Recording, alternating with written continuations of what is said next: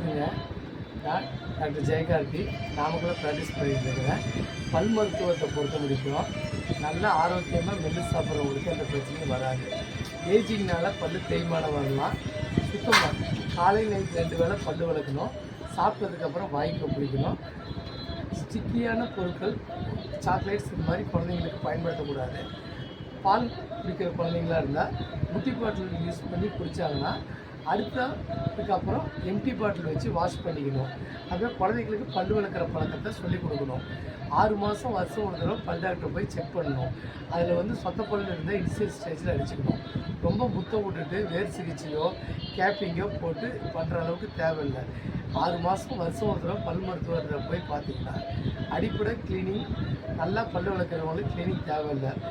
நம்மளால் கண்டுபிடிக்க முடியாத வியாதிகள் இருந்தால் அவங்க கண்டுபிடிச்சி உங்களுக்கு சொல்லுவாங்க.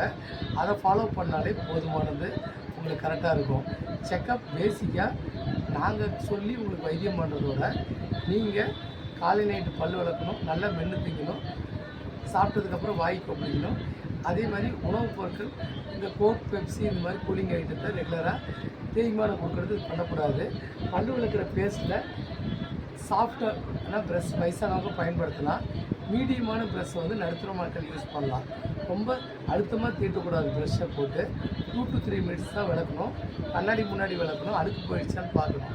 உங்களால் முடியாத பட்சத்துக்கு எங்கிட்ட நீங்கள் வைத்தியத்தை பண்ணிக்கலாம். உங்களால் பண்ணுற தேய்வு எரோஷன் அது நம்ம உணவு பழக்கம் ரொம்ப முக்கியம். அதை உணவு அழுக்குகள் சேராமல் நீங்கள் வச்சுக்கிட்டு ஆரோக்கியமாக இருந்தால் எல்லா ஆரிஜினும் உள்ளே போகிறது பிரச்சனை. அதனால் நார்மலாக இது பண்ணுங்கள், கரெக்டாகிடும். இது பேசிக் இது ஃபாலோ பண்ணாலே கரெக்டாக போயிடும். சரி.